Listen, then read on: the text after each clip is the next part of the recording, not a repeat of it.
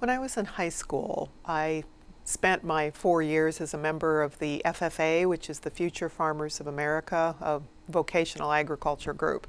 And after I graduated from high school, I went on an FFA exchange program to Germany, where I lived and worked on family farms for 6 months. It was about a week after I graduated from high school that I was in Germany on my own, and all of a sudden I realized that high school foreign language instruction is a big difference from living and speaking in the language. But living with a family and then working side by side with other people on the farm, the language acquisition started to click. And by the time I had finished my 6 months there, I was basically very proficient in the language.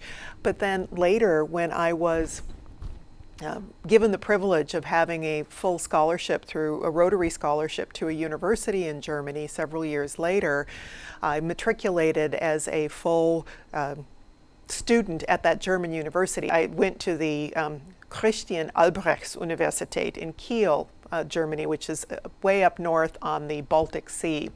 And I took a wonderful course on international agricultural economics from a very vibrant German professor. It was very well attended. I learned an awful lot. And I had, of course, the textbook in German, and his lectures were phenomenal. I took tons of notes because he was extremely knowledgeable, but very practical in the way that he taught.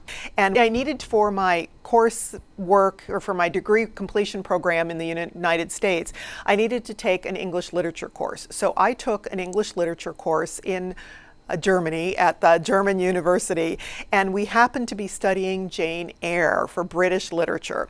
And it was very interesting because I read Jane Eyre in German, and we discussed it in German and processed it. But the papers for that course, I did ask the German professor of British literature if I could write my papers in English, and he agreed.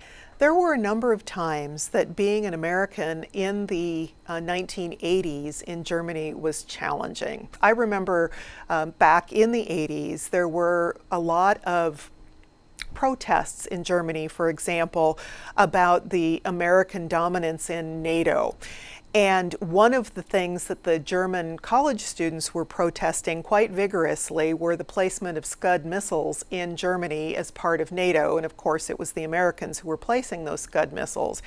And they would dress up in elaborate costumes to show, blood and death and gore and things that would be the result of these Scud missiles, that we were making the Germans a target. But there were very many times that these German students were dressing up in costumes that made it look like they had been bombed, and they would come into and invade classes where professors were giving lectures. And I remember more than once sitting in the lecture hall, and some of them weren't very big, but in a lecture hall where these student protesters would erupt through the doors and interrupt the professor's lectures. And the professor would very politely wait for them to pause and then ask them to please not disrupt class.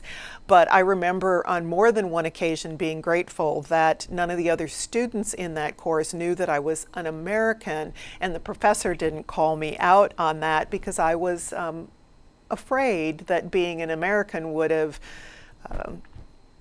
tipped some of these protesters into taking further actions.